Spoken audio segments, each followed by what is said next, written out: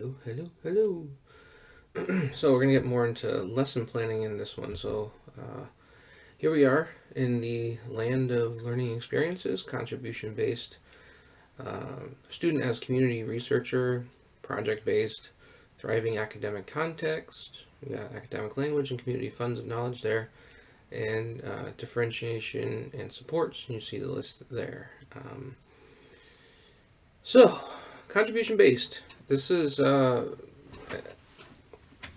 really different endpoint for learning because what we're measuring here is not just the set of right answers that we oftentimes use as a stopping point for teaching, but we're moving beyond that into the land of contributions that somebody makes based on what they've learned and how it connects to them and their path, and how it connects to their community. So, you've seen this in the unit planning video, but just to go over it very quickly, the idea here is that the first two versions of teaching, first two ideologies, if you want to call them that, are really focused on getting students to the right answers. You have a very traditional approach of sort of using standards and testing and being teacher directed. You have a liberal progressive approach that does some connections to prior knowledge and interest, and then you have sort of scaffolding, as I said in the last video, that scaffolding is sort of a deficit view of students, that it's about moving them with their misconceptions and misunderstandings to the right answers and the ways in which we sort of differentiate that process.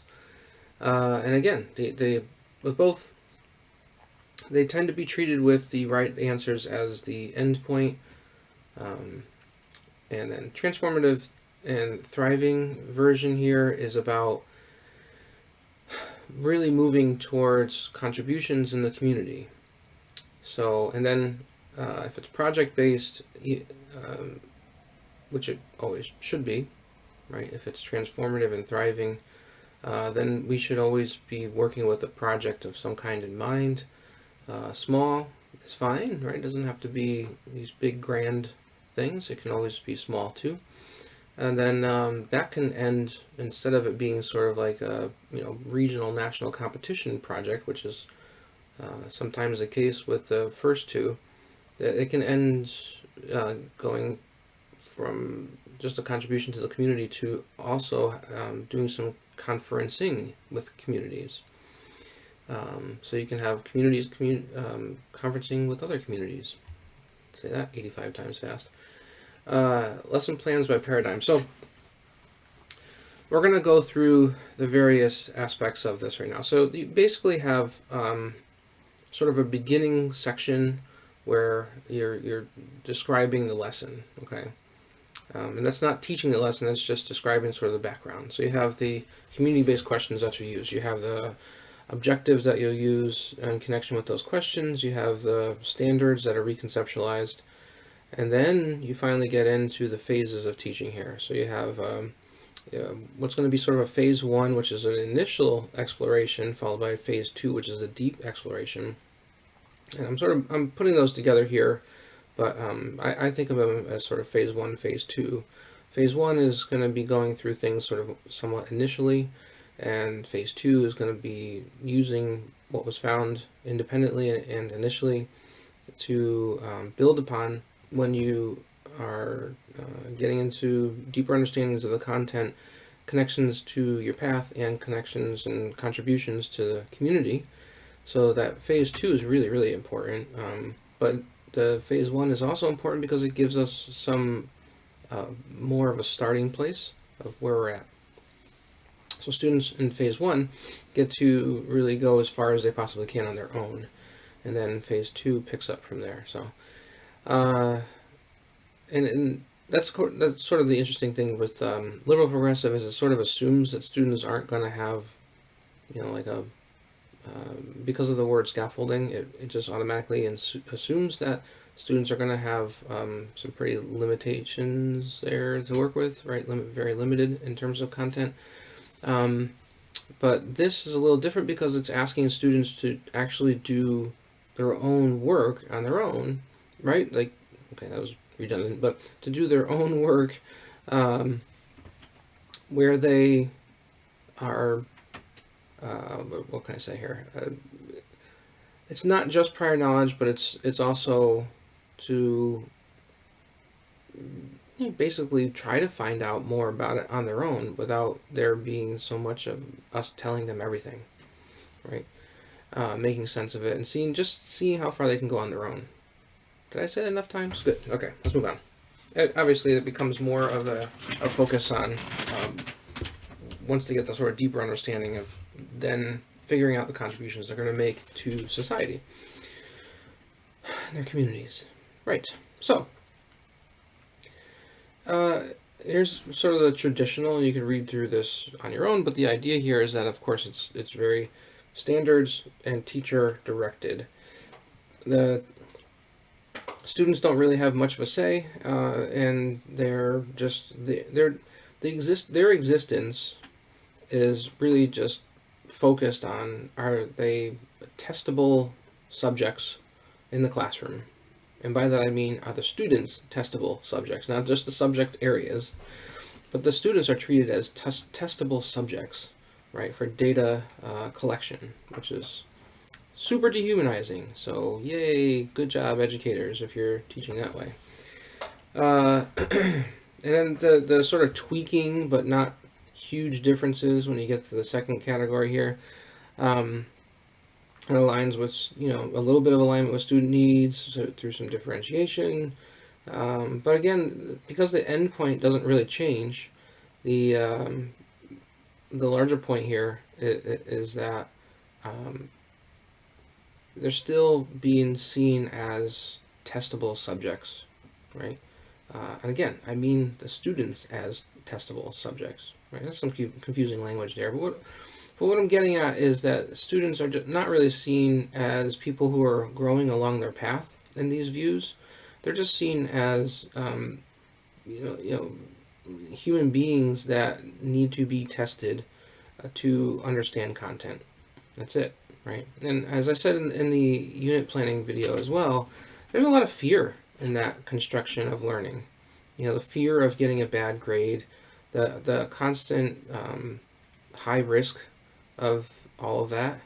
And of course, kids tap out, right? I mean, there's a lot of kids who just, for whatever reason, other aspects in life too, just tap out and give up on this whole process, and I don't blame them. So that's kind of where things are at, right?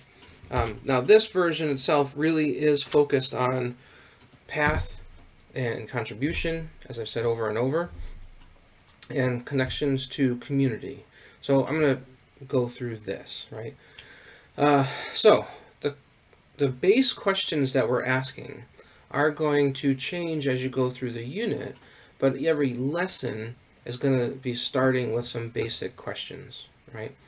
Whether you call them essential questions or not, I don't even know if some teachers are using essential questions anymore. Sometimes people get away from doing that entirely. I am in favor of using essential questions because if you can put it into a question that sort of encapsulates what is going on, that's not just one sort of minor skill, but it's a question that's sort of built around a bigger concept, then I think it's really helpful to be guided by that question. Anyway, we'll get to that. But the questions should be student, really influenced by student. So there's some student-generated aspects to this, as well as the teacher. And you'll see how that changes over the course of the unit for each one of the lessons. So let me pause there for a second and say this much. I'm not using the typical lesson plan format where it's universal to no matter what lesson that you're teaching. It's a lesson plan format that's going to change over time, okay? I'll get through that. So you can read through this. This is one slide that is covering things, right? But let me go through them in detail here. Critical, community, and contribution-based questions. So let's focus on questions just sort of in general. Questions for teachers should probably be broken down into three main categories: a unit level question, a lesson level question, and then a supporting level question. And here's what I mean by them, right? Obviously, the unit level question is the main questions that the whole unit is aimed at. You really shouldn't be doing more than, I don't think, three. Um, I can't really think of a compelling case to go too much beyond three. But the questions themselves are, and I'll get into how they're constructed, but these are questions in general that when you look at all of these questions, let's say that there's three, that they are the big questions that are being answered by the entire unit. Okay. Lesson level questions are, I guess it says at the lesson level, they are the questions that are guiding that lesson. Okay. And then supporting level questions are the actual questions that you ask during the experience. The sort of small questions that are, usually incremental and cumulatively aiming towards the sort of end goal of whatever that is for the lesson, right? So this is just a graphic of the hierarchy of questions. So you have a unit question, right? Just one here that might be supported by three separate lessons, usually probably three consecutive lessons, I would imagine. And then you have all of and it wouldn't just be three, but you would have all of the supporting questions that you would ask during that lesson experience. So you can see how they all kind of relate back to the unit question. That's kind of the way that we should think about organizing things. So how do we write these questions? These, I think there's three main sentence starters here that make most sense at the unit and lesson level. So to what extent is a good beginning for a question because it allows for students to explore complex relationships and tensions rather than just binaries. So you can talk about something to the degree to which X, Y, and Z occurs. How is good because it allows for students to explore a sequence of experiences. How did something happen? How does something happen, right? So it's usually talking about things as experiential. And then why is great because it asks us to consider things like reasoning and thinking and motives for the experiences. So it's important to understand what you're trying to get after. Are you trying to get after relationships and tensions? Are you trying to aim at experiences, at like describing experiences, or are you trying to get at reasoning, thinking, and motives of those experiences? So that's why the question, the front end of the question is so important to pay attention to. Now, excuse me, there's three types of questions that should be asked over the course of the unit when we're talking about a unit that's aimed at thriving, like making a community more thriving. So critical questions are questions that critically examine issues of power, injustice, and exploitation. Community-based questions to critically examine those same issues, but in the context of a community. And then contribution-based questions are questions that are obviously connected to what students can contribute to their community, but also it's connected to their paths, what they feel their life is heading towards, what their life is about. Right? Something that we don't oftentimes really even acknowledge too much in school. Maybe it happens somewhat organically, but it's not sort of built into the lessons itself, right? So critically oriented unit and lesson level questions. So this is critically oriented questions are really just they're about trying to explore and understand and examine issues of power, issues of exploitation, issues of dominance, those sort of things. So really sort of the problems with our society, right? So they're critically oriented because they're trying to understand where do these problems come from? Why do we have these problems? How did they come about? Maybe they were unintended consequences, sometimes that's the case, but maybe there were also intended consequences or intended outcomes of, really harsh brutality. Either way, the questions are really aimed at understanding content, in a sort of broader way. It may or may not be directly community related. It might be, but the emphasis is really just understanding the content itself. So, to what extent did socioeconomics and racism play a role in crafting and implementation of the New Deal policy? So, based on the way that question is written, students critically examine the degrees to which the New Deal contributed to racism and classism along the spectrum. Right? So it's a to what extent question. So therefore, the action is going to be students critically examine. Right? Now, if I sort of jump ahead for a second to objectives, the question itself is leading to something that students are able to do. Right? What are they now able to do since the lesson is, what are students able to do because of having this learning experience? There we go. Spit it out, Dr. Love. So what are they able to do? Students are able to critically examine issues of race and class within a policy. That's sort of broadly what they're able to do, right? And it just so happens that the activity itself is going to be very in line with that too. They are actually going to critically examine a policy for issues of race and class, right? And it's going to be the New Deal, okay?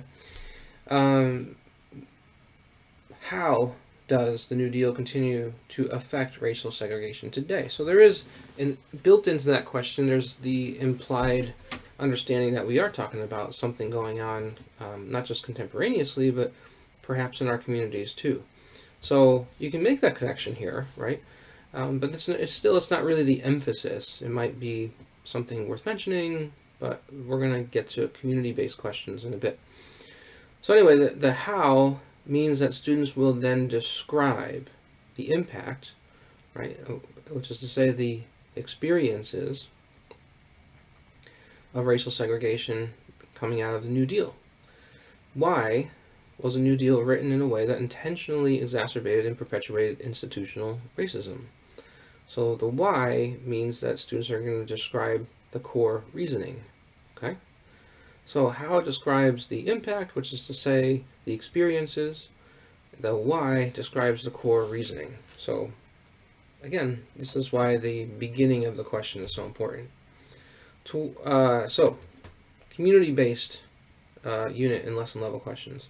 So to what extent has the policy of redlining that came from the New Deal affected our community and neighboring communities?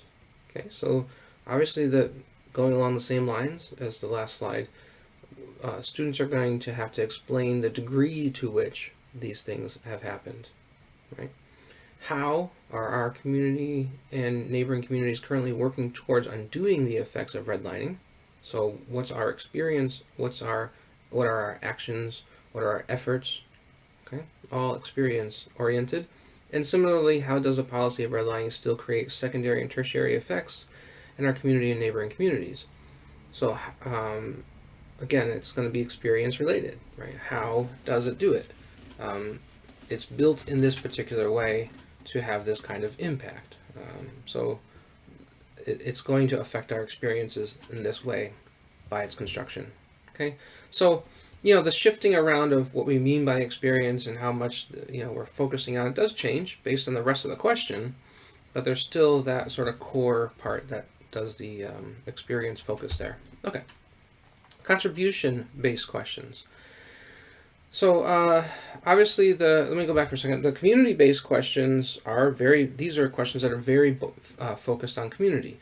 The last set of questions are just critically examining the content. So the third one now, if you go in order, critical examination of content, community-based questions, how do we understand what's going on in our community, and then to what extent we can contribute. So you have this really nice sequencing of questions. All of these questions will be spread out and used in different parts of the unit. But the important point here is that a lesson itself is probably only going to do one of the three things at a time. And you have this really nice organization of the kinds of questions that you can ask about that are all aimed sort of directly or indirectly. They're all aimed at thriving, right? Understanding the issues, and what can be done, right? So this is kind of a cool way, I think, to understand teaching, is just through this organization of the questions themselves, especially if the end goal is to have contributions, not just do we have the right answers. Because you could do a critical examination just with the critical questions themselves, and that's still, pretty good. But what you walk away with is just a critical understanding, right? If you move it to a community-based context, then you have a critical understanding in your own communities. If you move it to a contribution, right? So if you do all three and end with contribution, now if you look at these questions, what you'll see is that you have to take up some sort of action and participation and democratically be part of what can be done, right? I'm not choosing to view this as sort of activism. What I'm choosing to view this as is, uh, good Lord, English. Um, I'm choosing to view this as just being active, right? Being present and being a participant. It's not about necessarily taking up a particular agenda, although in this particular case, we are critically examining how something like redlining, systemically racist in its approach, institutionally racist in its practice, had a profound effect on the organization of our communities and still has that kind of impact, right? So the contribution questions here are to what extent, and you see to what extent and how being used here. I think why might be a kind of weird question for contribution. I think why would be appropriate for sure for community, but why is you would have to be asking why would certain kinds of contributions be maybe sort of favored over other kinds of contributions. So yeah, I mean that might be appropriate, but it's probably not the most. Well, I don't know. Depends on what you're teaching. But I think, at least for the content that we're doing here, the questions that came to my mind were to what extent and how questions. So to what extent might raising collective awareness about the history and the effects of redlining affect our community and neighboring communities? So the question is really about just anticipatory. To what degree do we think raising collective awareness about this in our own community and neighboring communities would have an overall effect? What would the overall effect be? So it might be contentious, it might be positive, it might be, we're because of the way of what's going on in our community, it might make people feel really angry. I mean, right? So, okay, right. So to what extent might raising the collective awareness about this issue affect our community and neighboring communities? How might my individual path, there we go, very formally written in, connect to the issue of de facto residential segregation caused by redlining practices? Now, this is not directly contribution oriented, and this could also have been, I think, maybe in the community questions too, depending on how the rest of the lesson went.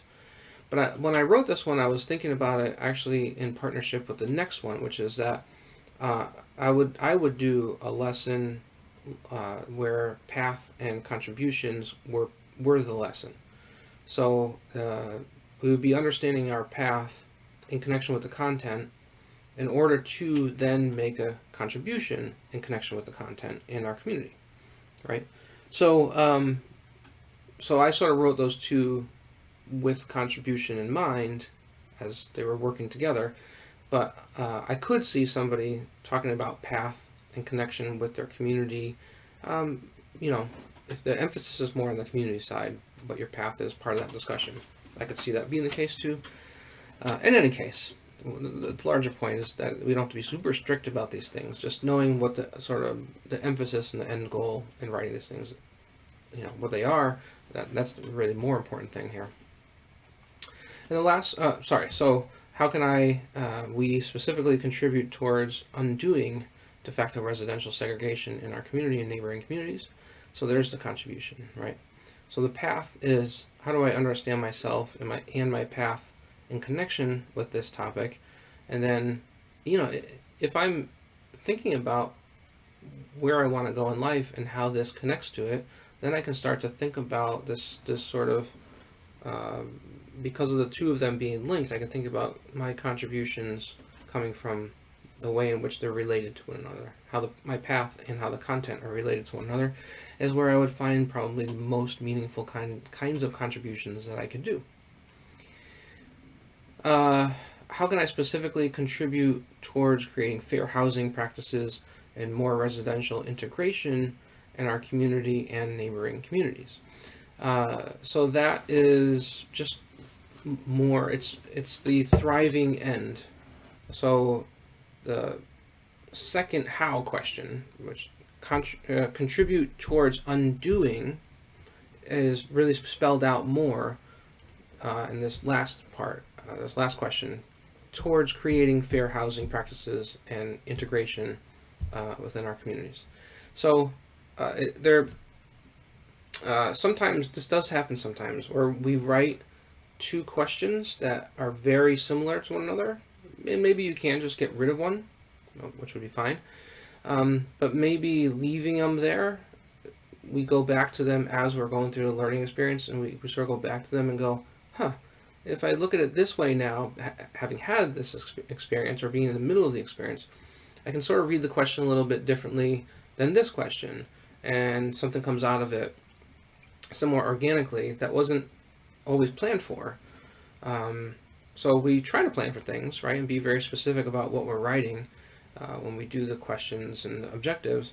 But sometimes, your gut as a teacher says, intuitively, I think something else is going to come out of this. I'm not exactly sure what yet, so I'm just going to leave it, right? So there is sort of an intuition there that I think we should honor as well. And especially, the more we work in this field, the more I think strongly that intuition definitely shows us ways to go about doing different things. So, yeah. So supporting level questions is just that. They're, as I said before, they're the actual questions that we ask students. Hopefully not very scripted, hopefully more planned, but also in the moment and responsive to things that are coming up. Right. So we're still very much in the land of sort of background for the construction of a lesson, right? So the objectives here. There's no, right now, this is not like teaching methods, and right, we're still in the land of objectives. So objectives need to directly connect with the lesson level questions. And I always put forward that it's important for us to be future tense oriented, because what we're saying is that students will be able to do this thing as a direct result of having this learning experience, right? So that's good for us. It's a good mindset for us to have, so we can sort of imagine out at the end of the lesson experience, what are our students now able to do that is different than where they may have been prior to this, experiencing this lesson. So future tense, what they're able to do, a learning, an intended learning outcome. But if we're doing this in the contribution and community, context, then here's some other factors that we should be considering, right? So in a very sort of traditional sense, it would be students will be able to, and then, you have some verb, and then it's some skill or conceptual understanding of something that's connected to the content, which is to basically say that they will have a right answer, a set of right answers, or a set of right skills that they can show you. That's it, right? That's pretty much how they're made. The way that we're going to do this in terms of thriving is a little bit different. So the objectives, at least much of the time, maybe not all of the time, obviously if you're asking a more community-based question, this is going to be really appropriate. If you're asking more of a critically based question, I think you can still use this. So what I'm basically saying is try to use this as much as possible. Okay, not just the students will be able to part, but what I'm going to start talking about now try to use this whenever possible, if not always. Try to be close to always.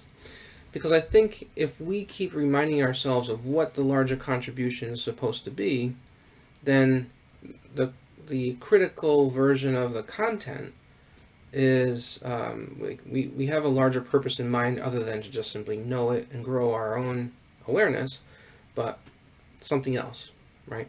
So anyway, long story short, try to use the rest of this sentence when you're writing the objectives. Okay, not just the first part. So that they can contribute to their community by is a really important phrase here if we're aiming towards thriving, because it's saying like there is a larger purpose to what we're understanding, to what we're learning, to what this experience is really about. So it may not be that, in this lesson, the first or second or third lesson of the unit, it may not be that the objective is completely met if we're using this second phrase here, because at that point it may not be completely understood what the contribution is going to be, what the need in the community even is. Maybe we're still working on it, but that's okay. So like I said, sort of do the best you can, but what it does is it keeps our eye on what the overall goal really is throughout the course of the whole unit. So it kind of keeps us on that path as we're teaching about the content itself. So students will be able to do something so that they contribute to their community by, and then you have this sort of democratic contribution, right? And it could be by communicating, by organizing, by supporting, by growing, by sharing. Those are the kind of verbs that I would expect to see here, right? So students will be able to, now let's go back to the middle part of the objective statement. You need a verb, right? So students will be able to, what is it that they'll be able to do? You need a very descriptive verb here, as you, I'm sure, have heard over and over. Students will be able to understand is not quite descriptive enough. Or students will be able to know something, not there either. Students will be able to do something, maybe, depending on what the rest of that sentence is. So, but you know, understand, and do can probably be better described in much more specific verbs, right? So that's the point. So use those more specific verbs. So analyze, examine, communicate, you get the idea. Students will be able to deliberate. These are things that are very specific in their description. So that's good. So what will they actually be able to do with that cool verb that you just chose? Students will be able to, and then verb, and then some skill or conceptual understanding, so that they can contribute to their community by that democratic contribution. So there's your sort of formula that you can use to create the objectives over and over. The one thing that you need to do, I think, is whenever you write the questions, going back to the questions for a second, you should be able to mirror the question with the objective. The objective should be pretty closely aligned to the question itself. And you're probably going to have a 1-to-1 ratio there. So you should have a lesson level question number 1 that lines up with contribution oriented, right? I mean, ultimately that's where we're going here. But your objective number 1 matches with lesson level question number 1. Lesson level question number 2 matches up with your objective number 2, and so forth, right? Again, 1 to 3 is probably about all you need. 3 is a lot. Remember that's a lot of things that are happening in a lesson if you have 3. So 2 is fine. 1 is also fine. Okay. Alrighty. So students will be able to critically examine historical redlining practices and its current impact locally, so that they can contribute to their community by undoing de facto residential segregation and working with issues of fair housing. Okay? So there's an example of a very, I would say this is a unit level objective. Okay? So the same thing happens with objectives as with questions. You have your sort of unit level objectives and you have lesson level objectives. And you don't have supporting, that would be weird. You have the things that you just simply do. All right, but you can think about these objectives in terms of unit level as well as lesson level. Okay, this would definitely, seems to me it's so big that it probably couldn't be one lesson. All right, content area standards. So they tend to be very lacking with critical perspectives, connections to communities, and democratic contributions. Overall, right, there may be some discussion and support around issues of diversity and difference and all that, and inclusion, but they're usually not going too much further than that. Use the appropriate standards verbatim, and then briefly explain them recontextualized as shaped by critical perspectives, connections to communities, and democratic contributions. What does all that mean? What that means is, look, you're going to have to use the standard as is, verbatim, okay? So you copy and paste it into your lesson plan. There it is. Boom. We all know which one you're aiming for here. Cool beans. Now, the thing is, it's also lacking, right? It's just a starting place at best. Don't let it be a limiting factor in how you teach. Don't let it be the end point. Let it be something that you can leverage and recontextualize. Okay, so do that. Make look at the. Basically, what I would do is this. I wouldn't rewrite the standard. What I would say is, here's a standard, and here's where I'm going to go from there with it, with critical perspectives, connections to communities, and democratic contributions. So you want to provide a couple of sentences, maybe three. Here's how I'm going to leverage this towards critical perspectives. Here's, sentence number 2. Here's how I'm going to leverage it towards community contributions, or community connections, And then 3, here's how I'm leveraging it towards contributions. Okay?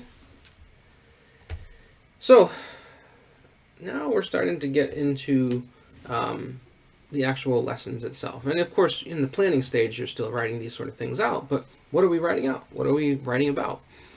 So, depending on where you're at in the unit itself, the kind of lesson that you're writing is going to change. Now, it's beyond me why we think that we're always using the same lesson plan over and over and over. Anything that is so generically written is probably not of high quality, is my basic opinion here.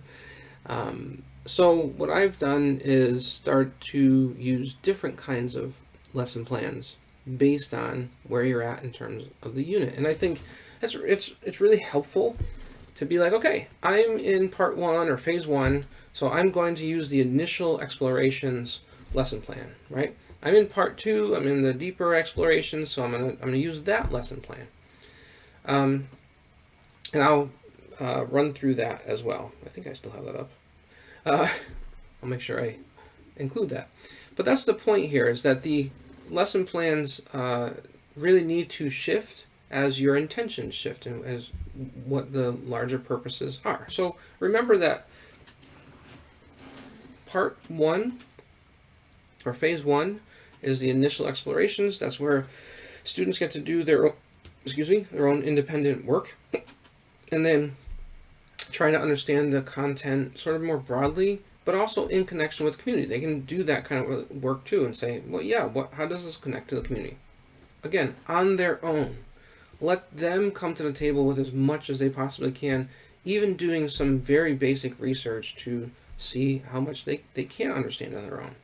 It's a really good practice, right?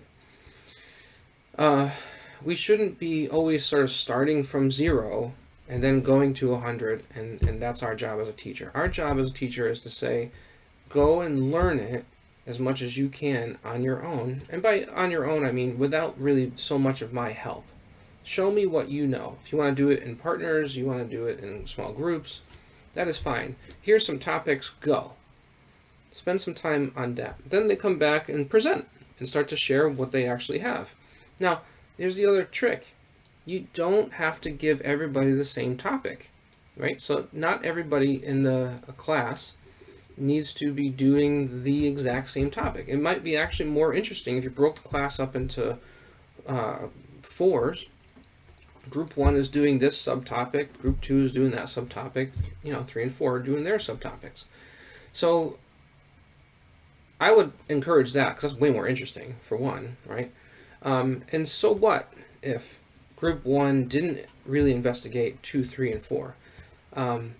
There's probably enough similarity where if they had done that, maybe they would have arrived at a similar place. Maybe it would have been different. But you can have the opportunity while you're teaching to say, Group 1, what do you think about Group two's content? Was there anything else that came to mind as you were listening to them or answering their questions? Is there something else that's come to mind that you think about that wasn't there? Something like you would like to add. And you can keep track of what those additions are too. Right? Awesome. Okay. So in that sense, they didn't research it, but so what, right? It's okay. The idea is that everybody's involved in their own knowledge creation on some level. Okay. So that's phase 1, and you can assess it by really the assessment itself is really just having them present. Okay. There's no grade other than the fact that they did it. And I wish we could just simply do away with grades because they're kind of useless. It's all competitive kind of stuff so that you can get into an Ivy League college. I mean, that's really what it comes down to, which is garbage. So what we need to do is be a lot more thoughtful in terms of how we're really doing the assessing. And the assessing in this phase is, did you essentially what you'd be checking for is did you really exhaust your understanding as much as you could at this point, right? Given the amount of time and given the amount of background and all that, I mean, if you give them, a month to work on something, obviously they would go much deeper, okay? But just a couple days of thinking about it, researching, reading things, coming up with things that make sense to them is really the point. And what you're really assessing is where they end, right? Grading and assessing are not the same thing. Kill me now. Part 2. Part 2, or phase 2, right? I use those sort of interchangeably here. So it's really the teacher's turn to take over and lead a much deeper exploration of the content, however you want to do that. And there's lots of different ways to do that. Again, you are going to assess. And this might be some of that more assessing that we're accustomed to, more traditional. So this could be, if you're inclined to do so, the kinds of quizzes or tests or, any of that kind of standard stuff. And really, let's ask ourselves, what is the point of that kind of assessment? It is oftentimes fear-based, right? It is oftentimes about sort of jamming information into our heads. So that's the downside of this. And the other one is that we're all sort of expected to be at the same place. So, blah, right? The upside of it is that a lot of times we won't learn something unless there's this sort of motive, unfortunately, to fail. Or I should say a motive to avoid failing. So, there is that upside to it, but as a teacher, I also gave students lots of opportunities to redo their work, even on things like quizzes and tests. So it depends on what the follow-up really is here. But there has to be some kind of checking in of, do you actually understand this content? Now, why? Because if you're going to do work in your larger community, you want to do it from a deeply intellectual understanding, right? We don't want to just be coming from a place of sort of gut reactions and divisiveness and this is how I feel and ideologies and blah, blah, blah. What we really want to do is make sure that we've done our homework. And that's what this period is really about. It's the time period where you do your homework. And by that, I don't, that's kind of confusing, right? Because I don't mean literally doing homework. What I mean is we're doing the research to understand the content itself. So what you see here is the deep exploration of the content. And this would include things like critically questioning the content and trying to see how our community understands things, at what level they understand these things too. So, having those conversations in community. And then assessment of the content knowledge. I mean, that's what I was talking about before. We do need to understand as teachers how much somebody understands the content before they start run out into the land of contributions.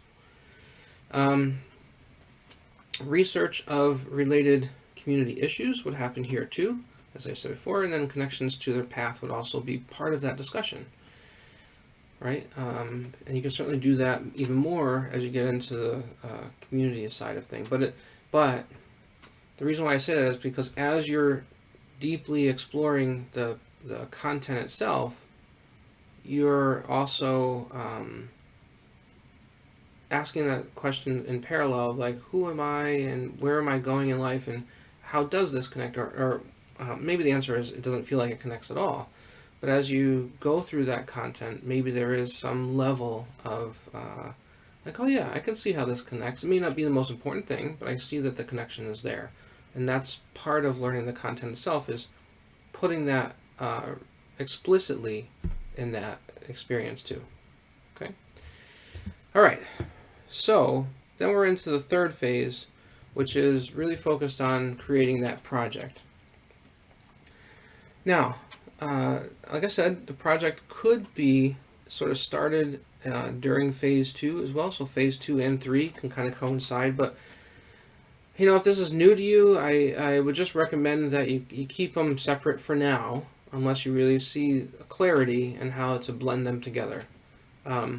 But ultimately, what you're doing here is setting them up to do something that is a project to help them more specifically dive into something. So we did a deep sort of general dive into the content and saw what connections there might be with our own path. And now we're doing a more deep specific dive. So this is dive number 3, right? So you have the initial dive, sort of independent on their own. You have the collective general deeper dive, right? We're going to go further than they had gone on their own. And now that they have this sort of general dive understood, now we're seeing that there's other things that need to be investigated even more deeply, right? Number 3. So that's pretty awesome, I gotta say, right? I mean, if you have students that are doing that level of dives into understandings and the complexities of that, 1, 2, and 3, that is pretty awesome, because now here is where they can really differentiate into what is driving them, right? And then this is connected, is very much more connected to their path, and much more connected to the contribution that they're going to make to the community. The project could be what they actually end up contributing, right? That makes sense to me. So we're going to do a project around the contribution that you're actually going to make, okay? So logistically, that makes the most sense to me. There may be, based on the content and where they're at and some other factors that I'm not thinking of at the moment, there may be a reason to have the project just be its own project, and then the contribution is separate from this or different from this. Again, I wouldn't necessarily go that route, but there might be a reason to do that. Okay, so that's entirely up to you, and I would encourage you to really think deeply about where those two things are meeting. Is the project gonna become the contribution, or is the project something that ends up helping us understand more deeply how to do the contribution? Okay, so that's what that's about. So from the project to the community exploration. Now, by community exploration, here's what I mean, because that might sound a little different than contribution. One of the ways that I would consider doing this is to have a regular standing community night with your parents, with the school. Maybe the school has these community nights every so often. But anyway, that's some logistics to figure out, right? But when the schools, the community comes together around whatever topic that they're working on, it's not just that the students are contributing, okay? It's not just that the students are sort of showing off the work that they did. It's that now we're going to actually have a real conversation as a community around the work that was actually done. There may be some stuff there that, parents are people who are trying to do life, a different kind of life than their kids are, right? Oftentimes they're focused on their work. They're focused on a lot of other factors that are taking up their day. So there may be some aspects to the work that the students did that the parents haven't, it's new to them, right? In some way, shape, or form, or it's a new level, new understanding, whatever. So that's kind of cool, right? And as parents and caregivers are sort of making their way around that night, looking at lots of people's work, hearing people talk, it's there. Then there should be a culminating activity, experience where you kind of come together and have group talks or breakout groups or something that discusses what was done and what it means to our community. That would be super amazing, awesome, powerful kind of stuff, right? So you have this like community conferencing within like the intra community conferencing, internal community conferencing. So that's pretty powerful, right? And I would love for my kids to have that experience. My goodness, that would be really amazing. Because it's not just sort of like showing off the work and that's up on the wall and yay, good job, right? Oh, where's yours? It's over there. Okay, I'll go look at it. Wee, right? And you sort of like scan through all the other kids' stuff. Oh, yay, good job, all right. And the principal talks, the teacher talks, and then we're out of here. This is, I think, much, much, much, much more meaningful in the sense that it really is connected to how we thrive as a community. Now, it may not turn into much more than that, but it also might turn into much more than that. You don't know, right? So go with it. See where things go.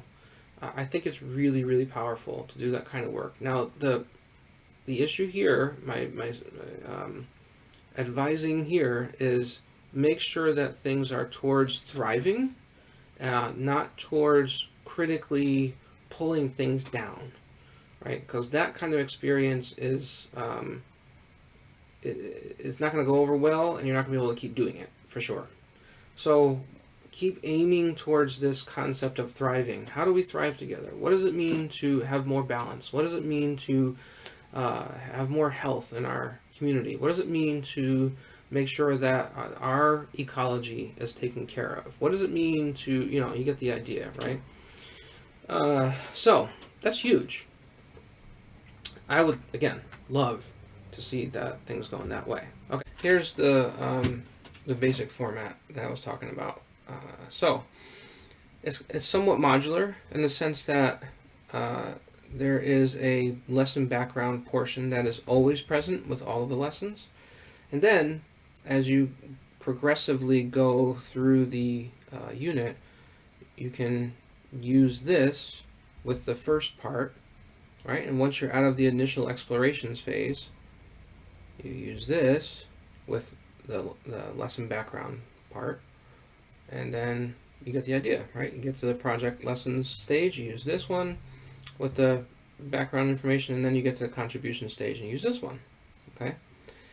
And you might find by the time you get to the contribution stage that there's kind of very little to write. We're going to have the community event, and here's how I'm going to make sure that as I go around, I'm going to make sure that I see what the kids are doing and kind of assessing it there. Anyway, so let me just go through each one of the parts here. Critical questions, right? Community-based questions, and then contribution questions. So you might just be doing that critical initial stage, and there's not a lot of community and contribution-oriented questions. Totally fine. Leave them blank. You might be towards the community or the contributions end of things. Leave the other ones blank. Totally fine, right? It says contribution-oriented objectives. As you saw the way that I have them written, it always includes that contribution part. Again, for you to decide whether or not the contribution is worth writing about at that particular moment. I say go for it. It'll keep you on track. But in any case, that's where the objectives would go. Again, sort of thinking one-to-one here. For every essential question that you write, you have a contribution-oriented objective that mirrors that question. Okay, content standards verbatim, and then underneath that, your description of how you're going to make them more community or critical or contribution oriented. So, I'm going to add the word critical here just to make sure. There we go. Okay. And it might be an or rather than an and. That's okay. Right. All right. So, we're in the initial phase. The initial phase here is exploration of community-based issue, an exploration of the content in connection with the community-based issue. So what I'm implying here is that it's important to identify what the community-based issue might be that makes it even worth understanding the content to begin with. That is an approach that you can go with. I find that to be a lot more helpful of a path.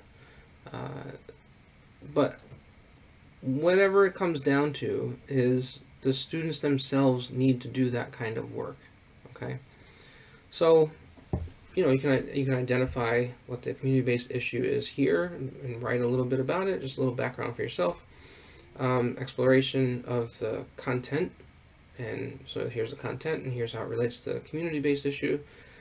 And then how are the students going to do the prior knowledge piece? What are they going to do? And what are you going to do to support them? But it's really kind of independent on their own. So just, stay with that and stay with that intention. Connection to student path and content. So in this very early stage, you can have some basic gathering, and it might just be sort of the one-on-ones when you're going around the room and checking in with them, right? But you want to write about what those kind of connections look like. You can make it more formal. People can be writing on the boards or writing in a Google document and whatever, right? But it's good, even at this stage, it's good to kind of get an idea as to where things might go. That's going to help you in that student-generated portion. That's going to come up in just a bit. Intended student contributions. Okay, so that's going along the same lines of what I just talked about here. So you have the path part, and then you have the contributions part. It may come up, right? Students might start, if they're used to this kind of learning, they're going to know that it's aiming towards contribution. So what the heck, right? Might as well start keeping track of what they're thinking about. And then this overall data collection process. So when students are presenting what they've, basically come to in terms of the topic that you told them to tell you what they know about,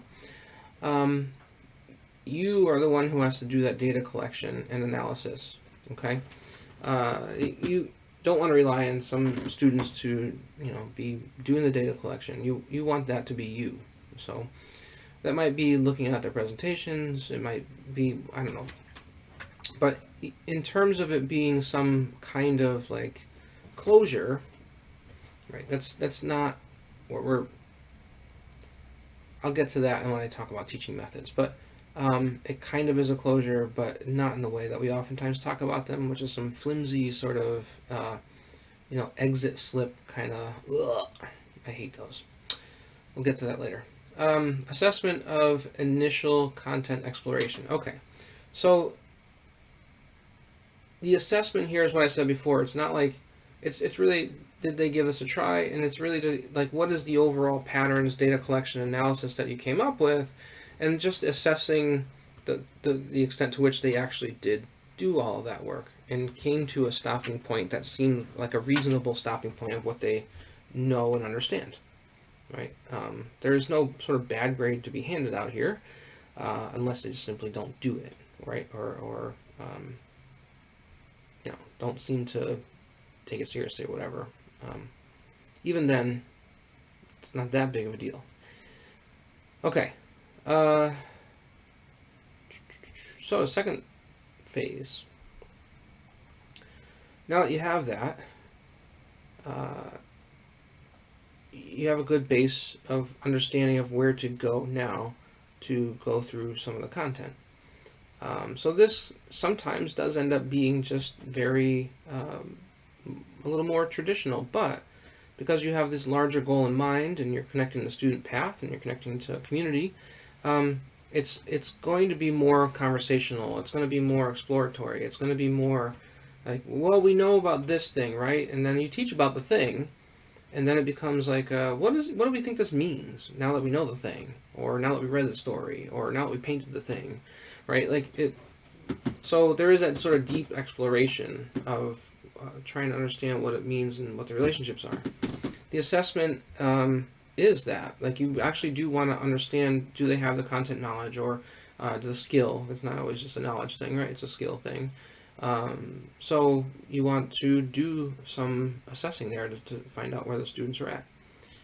Deep exploration of the community issue. So here, this is really important, right? So we have the content understanding, or the skill, and then we have how it relates to our community. And we have to dive deeply into our community to figure out what is going on with this particular topic. And I know as a teacher, you might be thinking to yourself, wow, that's a trick. How do we do that? Now, sort of the simplest versions of that is just simply go home, ask folks at home, right? But you might have to spend some time with your students figuring out, like, what are some of the resources and what can we know and what can we try to find out? Is it reading articles through local newspapers? Is it maybe there's some sort of artifacts and archives at the library? Is it that there's organizations and people that we would really like to have conversations with about these kind of issues? So it can start off sort of simple, and you can do some of the simpler things in the initial phase too, right? And then it starts to really deepen, like, who could we go to about this particular issue? Who could we go to that would help us understand this a bit more within our community? And that's, based on community, that's not always the easiest thing to do. But ideally, you'd want to try to get as deep of an understanding based on your community as you do the content itself. Okay? So that's that phase. So now we're into phase 3. Projects, right? So every day you're going to be working on a portion of the project towards essentially community thriving in some way, whether the project itself is the product, is the contribution, or the project is somehow leading up to the contribution, right? You have to do this thing. It's not the contribution itself, but you're doing this thing in order to basically understand what you need to do for the contribution. So what portion of the project are students working on today? It's also, like I said, very differentiated. There's a lot of student choice in this. There's more self-pacing going on in this. You still have deadlines, right? But they can sort of self-pace out what needs to get done a bit more. And again, as students do these things more and more, as they go through this larger cycle of lesson plans and unit more and more, they will get better at this.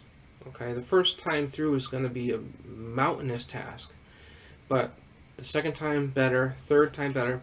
The second year of doing this kind of work, they're gonna, it's gonna be a lot better. So tough in the beginning, but it is what it is, right?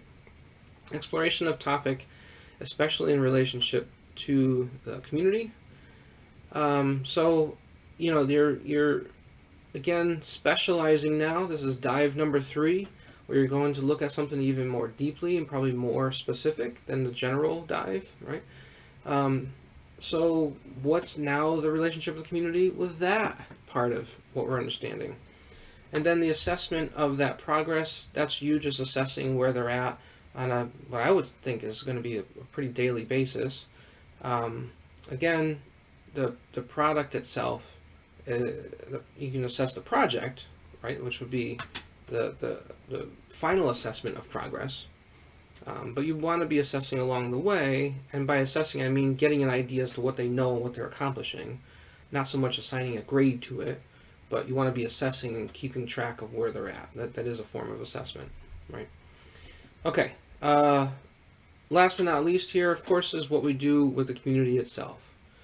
So you do have the actual contribution, right? You have the exploration with the community, as I talked about earlier. And as a teacher, you need to go back again and do an assessment of content knowledge. Did the student have an accuracy of the content knowledge? Hopefully this is not a problem anymore. But we do need to authentically assess that, because what if there was something going on in their content understanding or their skill that maybe that they're sharing now with the community or whatever? If there's something faulty in it, you need to go back and have that conversation with them. And it's not, again, it's not just about the grade, right? Oh, you goof something up, you get a B. Oh, whatever, right? Like the you just did community contribution, community work, community exploring. To put something out there that is inaccurate is, something we got to work on. So there's a much more important, purpose behind doing this kind of work. It's not just to get a grade.